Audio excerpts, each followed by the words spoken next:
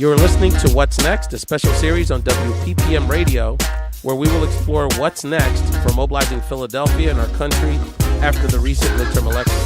On What's Next, we will talk to activists, organizers, political figures, and creatives on how we will continue to resist and thrive in 2019. This is your host, Ray Collazo.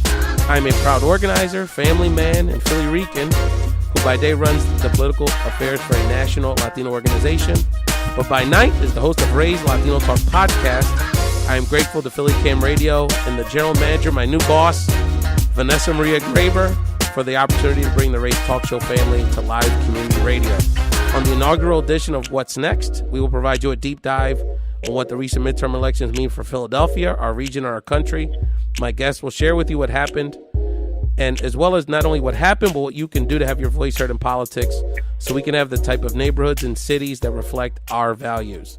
To give us this soul food for your ears, we have some very special guests. First, we would like to introduce the statewide organizer for Pennsylvania Indivisible, Mikhel J. Harrison. Mikhel, welcome to What's Next on Philly Cam Radio. Thanks, Ray. It's a pleasure to be here. And on the line, a dear sister in the struggle, the New Jersey Executive Director of the Working Families Organization, Analilia Mejia. Analilia, welcome to What's Next. How are you, Rafael? I'm glad to be on the inaugural edition. Hope there are plenty more. Oh, there will be. I think so. We just have to be real nice to Vanessa. No question about it. Analilia, since you're on the line and you're literally like outside the halls of the Capitol there in Trenton, I know you're advocating for all sorts of things that we'll talk about in a moment. Can you just give the listeners just your take on sort of what the midterm elections meant broadly for our community, and how should we be thinking about the results? Yeah, thank you. So I think it meant different things and took shape in different ways across the country. I think in our region, we did see an uptick, a massive uptick of grassroots activism that brought it home. In New Jersey, there were 5 GOP-controlled seats that 4 of which were flipped from Republican to Democrat, and a lot of it was driven by grassroots activists, many of which were newly engaged in the whole process post-2016. You know, I affectionately call a lot of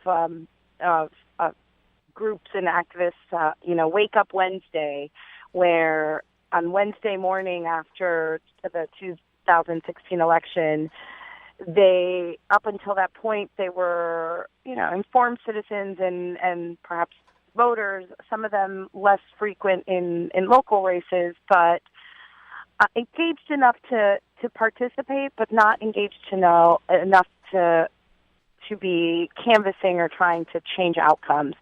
And, the activism of these folks, a lot of them women, a lot of them suburban women, at least in New Jersey, knocked on doors, engaged their peers, sent postcards, did everything possible to try to reach their community.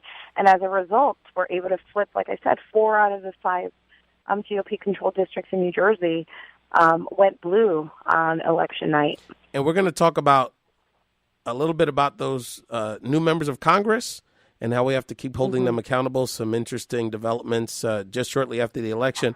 I want to turn to you, Mikhel J. Harrison of Indivisible. Kind of from the Philly perspective, you were not only in Philadelphia but throughout the state, and we didn't get as much attention in we got a lot of attention for our suburban piece, but what was your overall take on the results and how that impacts people here in Philadelphia? I would say that, more so before, the folks were even elected, I think the best thing that came out of the midterms were just new folks moving to activism, new folks moving to doing things like canvassing, phone banking. I mean, we have community groups here that have never, had the access to things like Van and so many other tools like Mobilize. And all these folks, they got access to these tools and they actually used them. They knocked on doors, they made phone calls. Here in Pennsylvania alone, Indivisible groups and other community groups like Pennsylvania Together. I mean, there's so many groups here in Pennsylvania, but they helped the America Votes Coalition knock on over 1 million doors. that is it's amazing. And as a organizer in 2016 on the 2016 campaigns, I mean, the difference is just it's remarkable. But I will say that as far as Philly, we did get a representative that was kind of redistricted into Philly, Mary Gay Scanlon, and in Delaware County. She now holds a chunk of Philly, and it was great to send our first women to Congress from the Pennsylvania delegation from one of the cities here in Philadelphia. So that was great. It's interesting you talk about sort of knocking on doors, and I know Analilia, you and I have this experience not only in the region but throughout the country, is that you can live on a block. You can feel like you're active, but until you knock on doors and talk to people where they're at, you just really don't have no idea or little idea. And Lily, I want you to talk about that because, we oftentimes, even the activist class, oftentimes focus on this stuff. I mean, we're obsessed with what Rachel Maddow's talking about in the Russia investigation and kind of this stuff from very much a ideological and sort of intellectual perspective. But even and we knocked on doors as part of that coalition as well, Mikhel. And, in one neighborhood it was opioids, in another neighborhood it was gentrification, another neighborhood it was that jerk down the block that's messing up things. And you really have to kind of get the people where they're at. And Lilia, just any reflections on that part of the experience for you this cycle in terms of what people in the streets, whether it's Newark, whether it's Elizabeth, Vineland, Camden, the people you're talking around in these communities, how they're thinking about these issues post-election day? Yeah, it's funny. I grew up in Jersey, but I spent a lot of time in the Midwest running electoral outreach programs. And you're spot on. I mean, I think, you could, as an organizer, certainly as a resident in a community, but as an organizer, as a campaigner, you walk in with certain expectations of what is going to resonate with voters, and then you start knocking on doors and you adjust, right?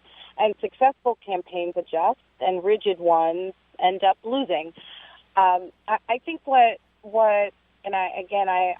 think we're going to echo each other through this podcast, but the amazing thing about this cycle, and frankly, that many of us knew, but now more of us know, is that activism and door knocking and canvassing works, not only to in the short end goal of winning an election or at least being competitive, but I think more importantly as an organizer, and this is a lesson I want a lot of people to walk away with, is that process of getting to know your community, that process of getting to understand the electoral process, that engagement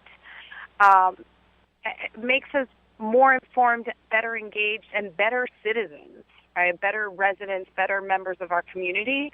And what I'm hoping to do is redirect that momentum and that taste for engagement, and get people to think about how they can use that power, that influence, that drive to influence, what's going on in their schools and what's going on in the budgeting process in their states and what's going on, with different commissions and all of the different ways in which government, from the federal level all the way down to school board and local races, impact our families and our lives.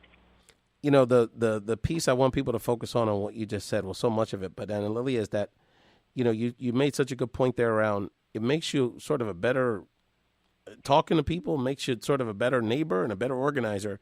So a lot of times it is about how we talk about it. So I remember, and I tell this story years ago when I ran for office myself, is that, one of my main messages was around like after school programs for kids. And it wasn't resonating the way I thought it should have, considering what was going on in the community. But then when I started talking to my neighbors and house meetings and everything else, is that people thought about it in a different way. So, for example, people would tell me, like, we need more handball courts. And that was kind of getting to the same issue, like getting kids like to do safe recreation, stuff that was sort of culturally resonant, getting them out of the street, because if they didn't have handball courts, they were making their own handball courts on, using the corner stores wall, and that created other issues. And so I think it's also about, because oftentimes our activist class talks about it in ways that, even though it's well-intentioned, doesn't resonate with folks, even our neighbors and even our friends and folks in the neighborhood. Mikhel, I see you shaking your head there.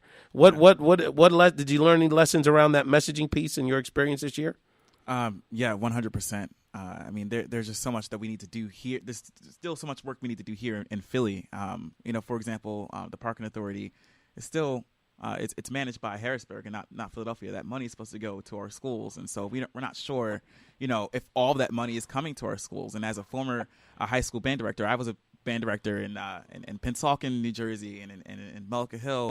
Work with kids and doing things like after school activities, and not until I got into this side and until I started working on like the whole political side of things, I actually see okay, yeah, we need the funding, and this is how we need to get it, and this is the conversations how we need to have, and so I mean that resonates with me a lot, because you would never think that thinking in things a certain way could affect such a huge crowd of people. That's right. It's all about people's perspective. And you're listening to Mikhel Harrison from Indivisible, Pennsylvania, and Analilia Mejia from Working Families Organization of New Jersey, talking about, the midterm elections. Now we have a chance to get our breath. We had the holidays. Well, we're still in the holidays, but, I've already put up I put up this year. I don't know why I put up Christmas stuff like November 18th or something. Like it's just getting earlier and earlier. And I'm dealing with the elf on the shelf phenomenon in my house.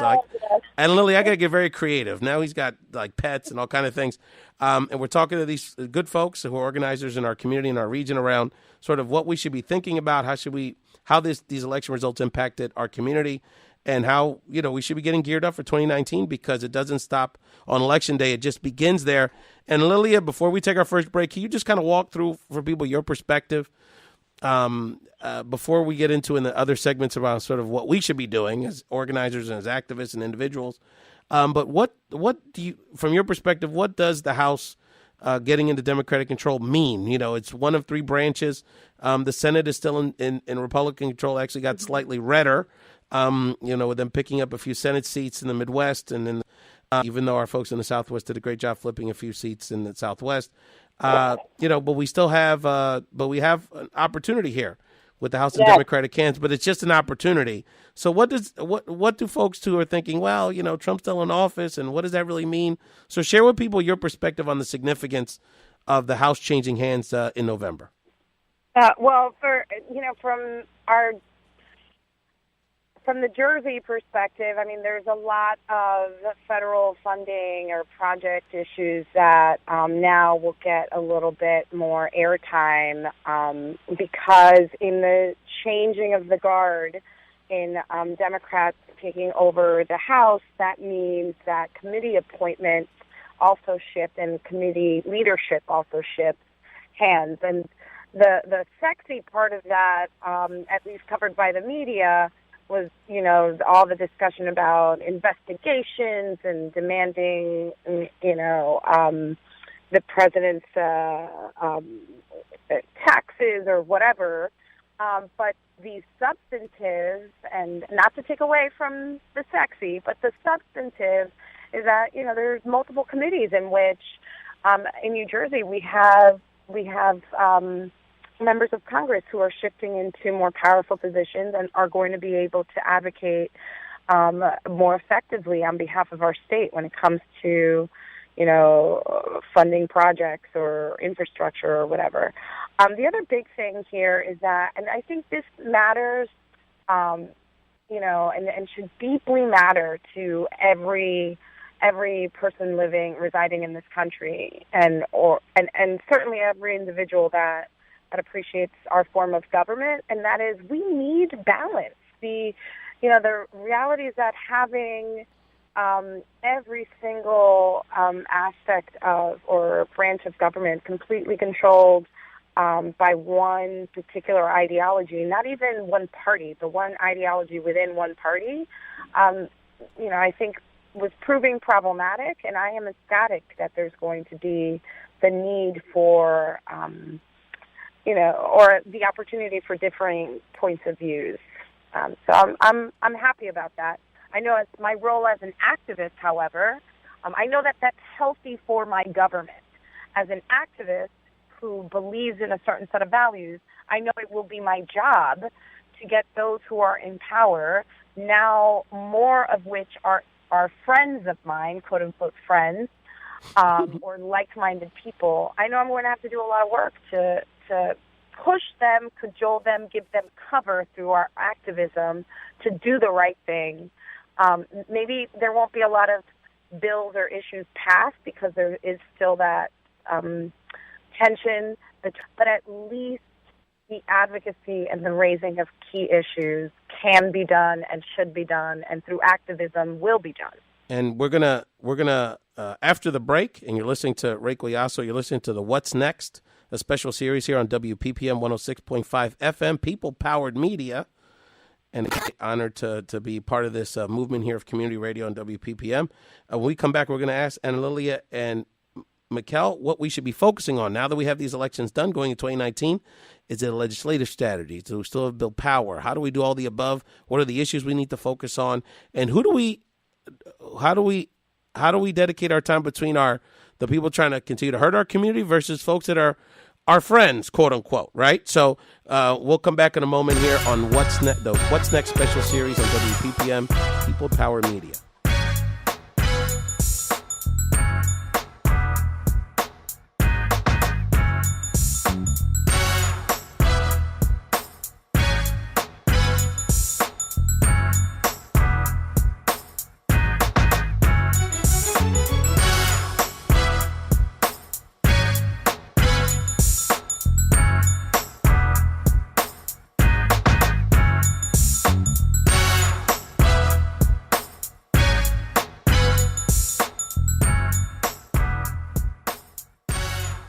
Okay, welcome back. This is the What's Next, a special series on WPPM Radio, where we're exploring what's next for mobilizing Philadelphia and our region. After the midterm elections, we have with us Mikhel Harrison and Analilia Mejia, two excellent activists here in the region who are breaking it down for us what these midterms mean and what we need to get geared up for in 2019. And Lily, I want to go back to you because there's a lot of talk in our activist circles around how we direct our energy, right? So there's not only sort of, there's still a question of who's going to be leading the House delegation, but, what should be our sort of House strategy, right, in terms of, what legislation we should be pushing, how much should we be focused on the legislative aspect as opposed to the messaging, as opposed to building power. There's local elections coming up next year. There's obviously state and local politics we also have to focus on. So what's your general sense, and Lily, as sort of a primer for us with this conversation? How are you thinking about this, and how do you think our folks should be sort of wrapping their minds around their organizing priorities in 2019? So first and foremost, what I'm thinking about is how to keep all of these individuals who were engaged through the electoral process to stay engaged in the daily grind of, helping guide and form our government. I think that,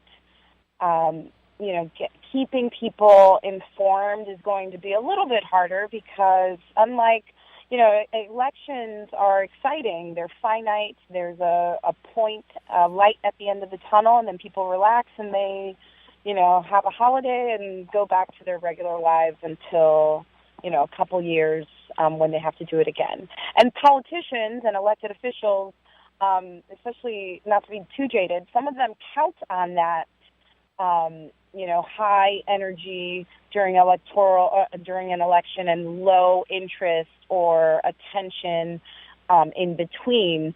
I think so. As an activist, I'm thinking about how just keeping people focused on all aspects, from how members of Congress, especially the newly elected, are organizing themselves, what committees, what caucuses, what clubs they're joining. There's already a kerfuffle in New Jersey where the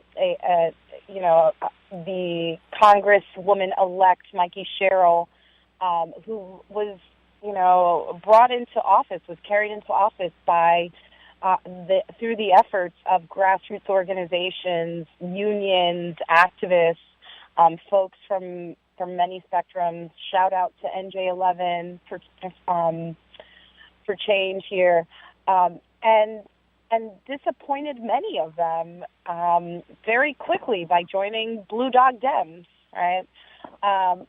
Now, there may be, And for folks, Analilia, just to give people a reference, Blue Dog Dems is basically a moderate, or some would even say conservative caucus within the House. But, so that's, I'm a Bernie-crat here, so you could take that with a grain of salt. Yeah. But, historically very conservative Southern Democrats who many argue are more focused on corporate funders and corporate interests than the outcomes. And you could, look it up. You don't have to take my lefty word for it.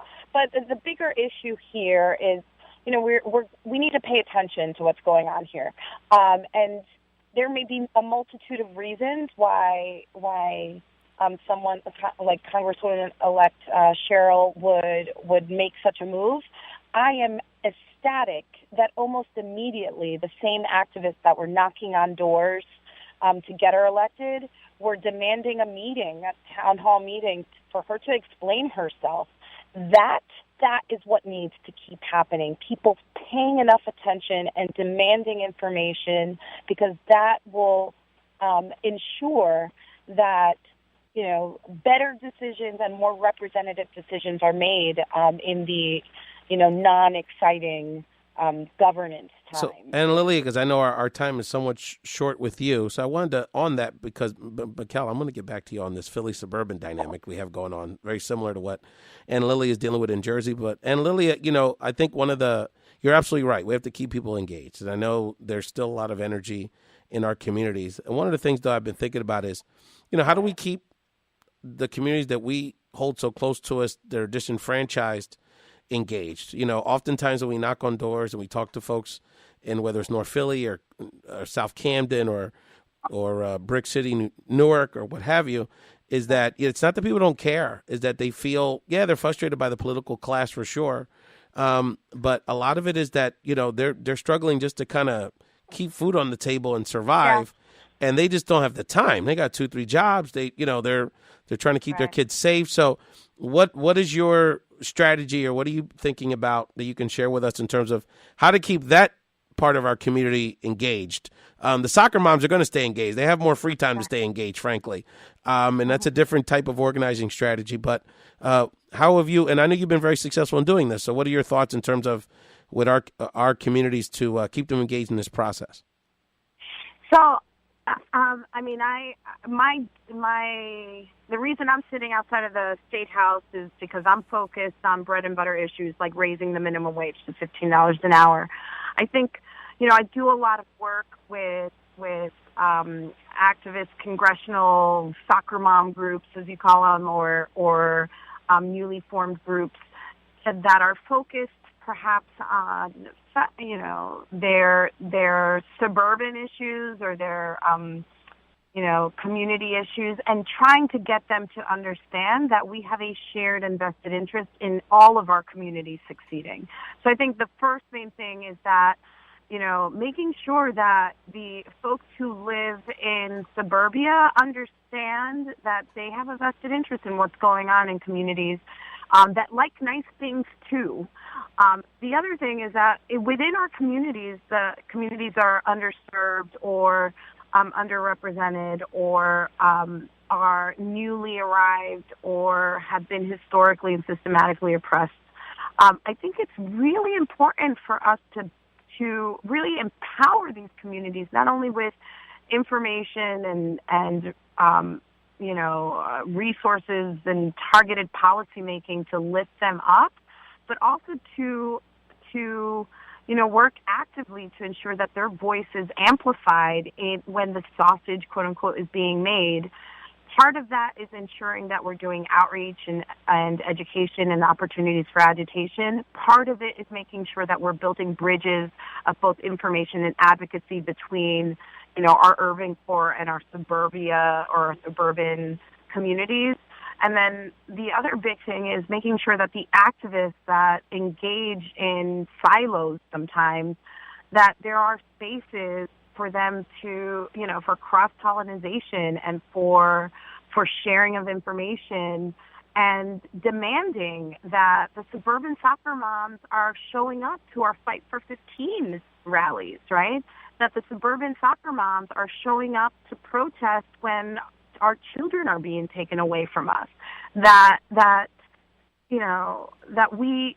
we build the spaces and make the demands that, we're all advocating for each other's humanity and upliftment, if that makes sense.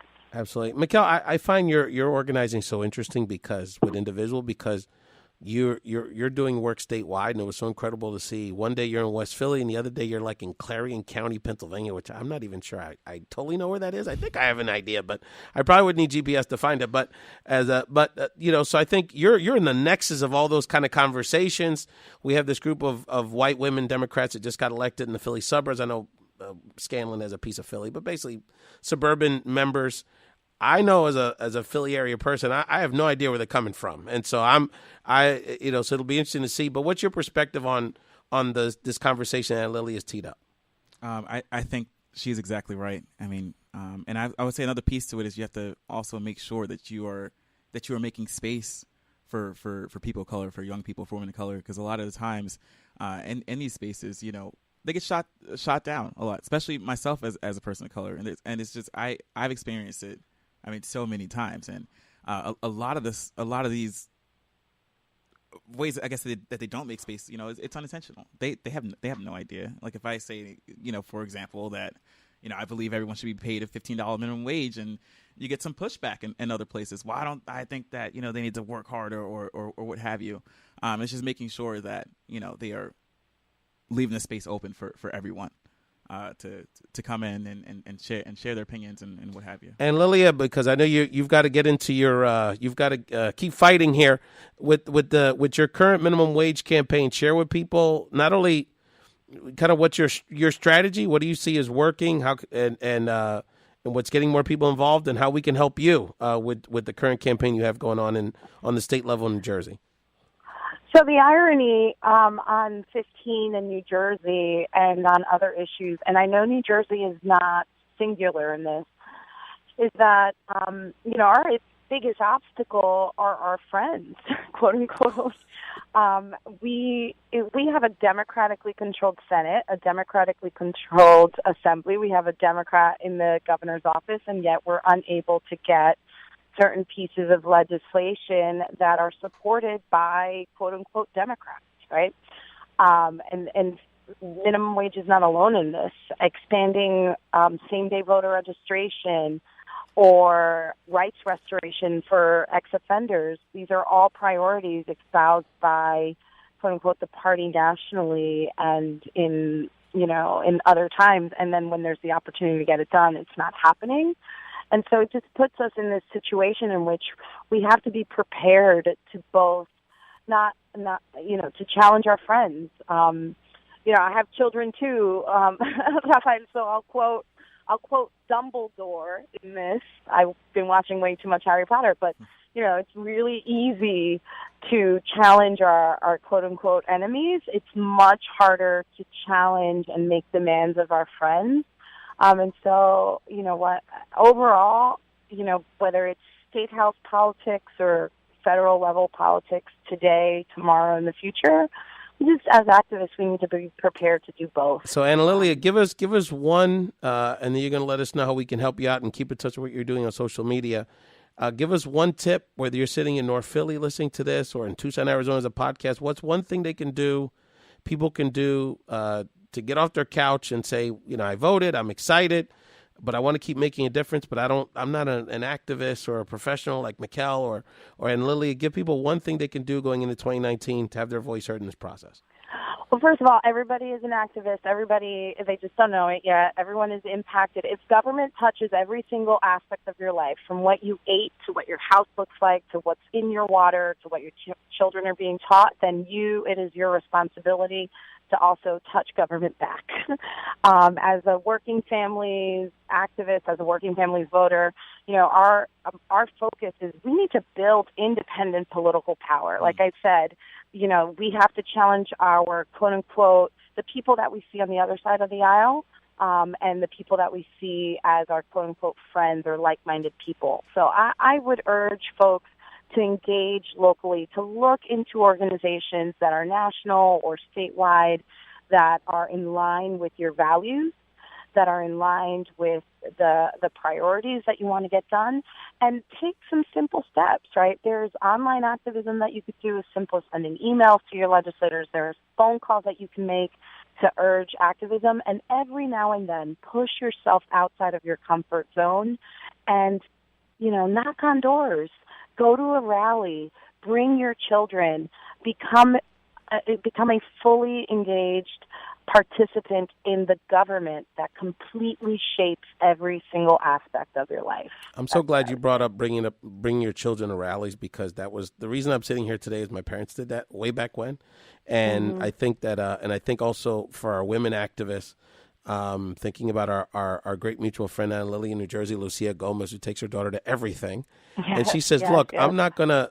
Not only am I gonna teach my daughter about what we're supposed to do and that whole piece, but I'm not gonna sacrifice time with my family for there has to be a life balance. So we're always trying to sort of challenging ourselves. And Lilia, quickly, where can we find what you're doing online and how we continue to support your work at New Jersey Working Families Organization? Yeah, please.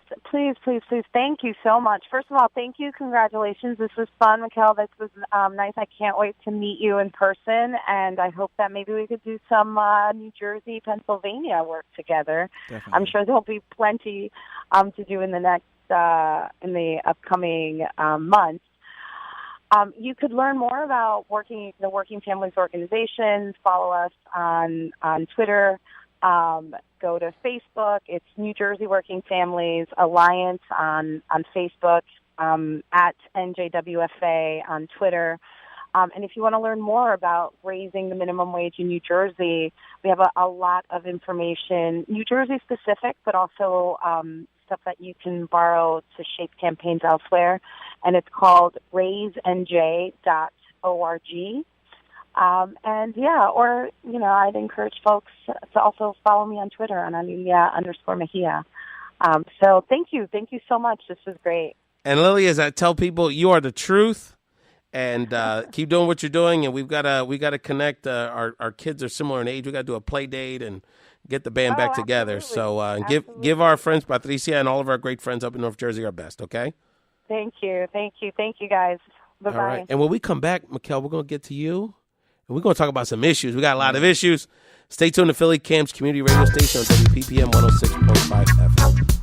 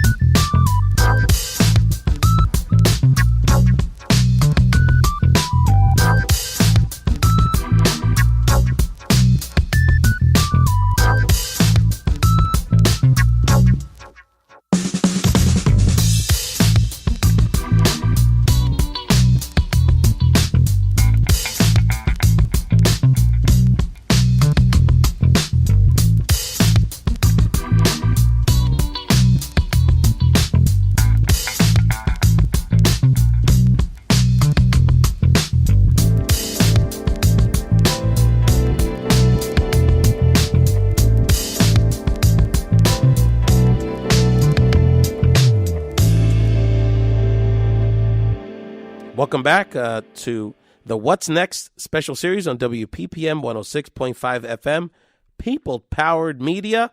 Thank you so much for joining us here on WPPM Radio. And we're back here with Mikhel Harrison from Pennsylvania Indivisible.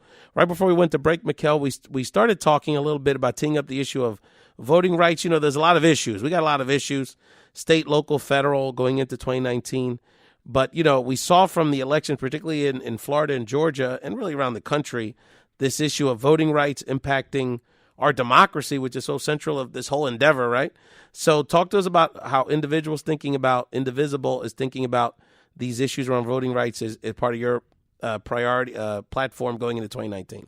Yeah, for sure. I mean, we have a whole entire day of action on January 3rd for all indivisibles around the entire country that's coming up, and that is on voting rights, really pressing their elected officials, to put that forth in Congress. We want the first thing to come out of Congress is voting rights, protection for voting rights. That includes automatic voter registration, same day voter registration, protection against purging, which disproportionately affects Black and brown people, low income people. What happened in Georgia and Florida is extremely unfortunate, but that's been happening to Black and brown people around the country.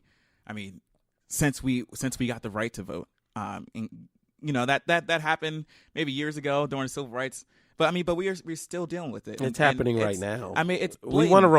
We want to make a romantic thing about we are living through another step in the civil rights struggle. Yeah. And we think about that as some ancient thing, and the media plays a role in this too, because they talk about voter suppression like it's a political or community issue. It's like, no, it's undemocratic racism. Exactly. And so, this isn't like a debate whether people who are citizens should be accessible to vote. And in Pennsylvania, it's interesting because we don't see the obvious headlines around it. But Pennsylvania is a very oppressive state when it comes to voting. Yes. So, I have friends. It was amazing to me. I started doing this work around the country, Mikhel, and I was working my first campaign in Las Vegas many years ago. And 2 weekends before Election Day, there's like voting booths in like the local supermarket. And I'm like, could you imagine if people in North Philly could vote at the Cousins like 2 weeks, or the Walmart or the Target 2 weekends, the weekend before Election Day? It would just make it. We don't have any early vote in Pennsylvania. None. We have very little. We have really essentially none or very, very little ballot initiatives. Mm-hmm. So, in other states, we have the ability to sort of put issues on the ballot, like we did Amendment 4 in Florida. So now we have over 1 million people that were disenfranchised with their vote because they had previous criminal convictions to now be able to vote. So there's also a state element to this as well. Yeah, for sure. The fact that we don't have early voting in Pennsylvania it's totally beyond me. And it's cold. We have one of the largest. You need to go out to vote in Florida and these places. It's nice weather. We have one of the largest state legislatures in the entire country. That's a lot of people to vote for, and we don't have early voting. And our absentee ballot system is in shambles. It has been for a very long time. Minimal, yeah. And it just goes to show where we are right now as a state and as a country. There's a lot that we can do, and that's why on January 3rd, Indivisibles from all over the state, all over the country, that is going to be their first priority. And that gets to what she was talking about earlier. It's holding these people accountable. We saw the fight that we had to for Nancy Pelosi to be Speaker of the House. Who was challenging her? Just the moderates, and that's why I'm thankful that Indivisible. #5 white guys. Yeah, exactly, exactly, and that's why I'm happy to be. And by the way, that's why at the end of the day, and I don't know how all of them voted. Actually, I think this was yesterday was the secret ballot, but this new wave of progressive women of color that have come into Congress, we're also excited about. Is that for the most part they ended up voting for Nancy. Part of it was like, well, the resistance is coming really from the right. Mm-hmm. So why would we want to go with the less progressive speaker? So there was a lot of dynamics in there, and but to your point, a lot of the Democrats can go in the House in a lot of different directions, and so the question's going to be, are they going to go in the direction of where their party is at, which is issues impacting younger people and people of color and women and working people? Or are they going to, sort of try to play this middle ground role? What's you an individual sort of perspective on that? Yeah, we don't have time for it. That is our perspective. The urgency of now. That's right. Hey, nobody got time for it. And that is exactly why we were part of the larger coalition. There was an entire coalition around this whole speaker fight to say, okay, we want to nominate Nancy Pelosi, and if it's not Nancy Pelosi, then we need someone who's more progressive than Nancy Pelosi.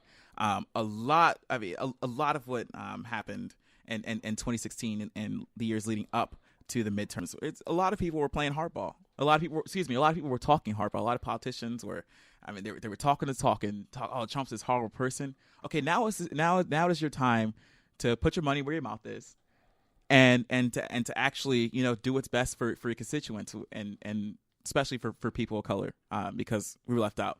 And it's really important because part of the argument, that you'll hear is that, well, in the House of Representatives, even if they pass the bill, it may not go anywhere because of the Senate and the president. But the bottom line is this, is that we have to show the people that we just knocked on all these doors around the country, begging and pleading and listening and getting people to understand they had a voice in this process.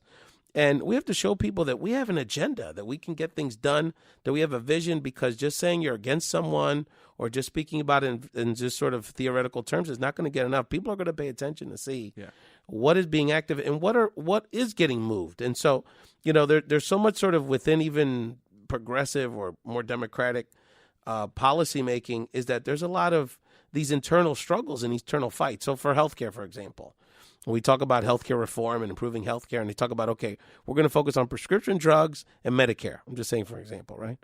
Well, that's fine. And I think we're all generally supportive of that. But if you think about it, those are the elements of healthcare reform and healthcare issues which impact older people and white people disproportionately.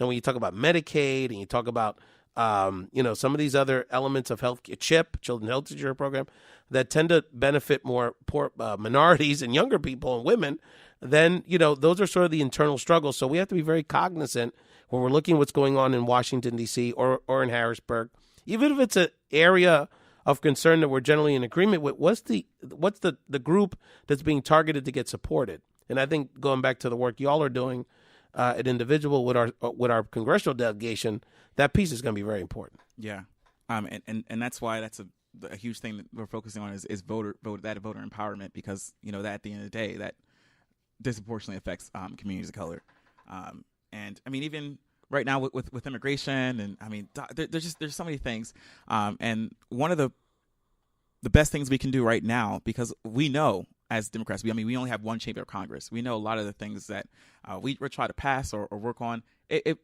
won't see the light of day. A lot of it won't. But it's the perfect time for us to get those Republicans on the record.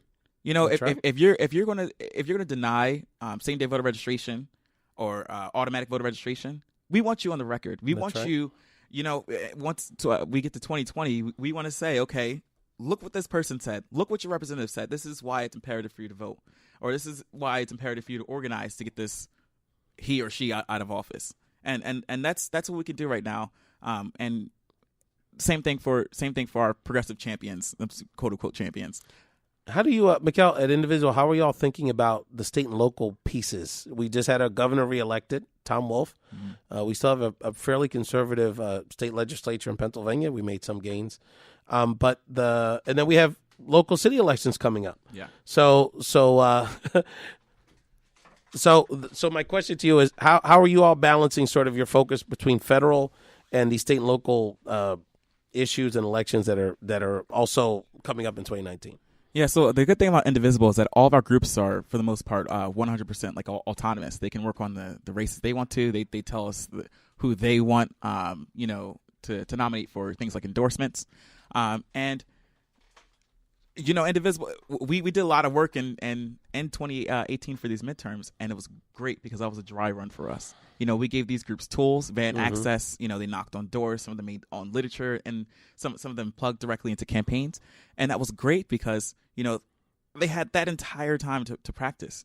Now in 2019 and for 2020, it is in our group hands, and they know now what it takes to run a campaign, what it takes to elect someone. They know what it's like to combat dark money, because our groups have been, especially in Pennsylvania, have been combating dark money from the Koch brothers, putting in money and paying for canvassers, paying for folks to go out and have conversations.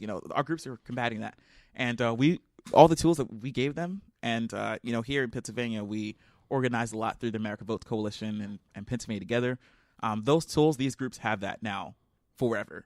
And we want these groups to organize in every single election, whether it's for dog catcher, for mayor, and that city council. That technical capacity piece, and we'll have other conversations about that on future episodes, because it's very important, because that's helping our community professionalize their skills so they can some of these folks should be making a career out of it. Mikhel Harrison from Indivisible, thank you so much for joining the show. Any final words? Give people go on indivisible.org, type in your zip code. We are very unique as an organization because we only have we're like one of the only organizations, or the only organization that has a group in every single congressional district around the country. So whether you're listening in California, Jersey, Florida, what have you, you can just go on our website and type in your zip code, and you'll find a group that's near you. Thank you, Mikhel, and thank you again for joining Ray Collazo in the What's Next special series on WPPM 106.5 People Powered Media.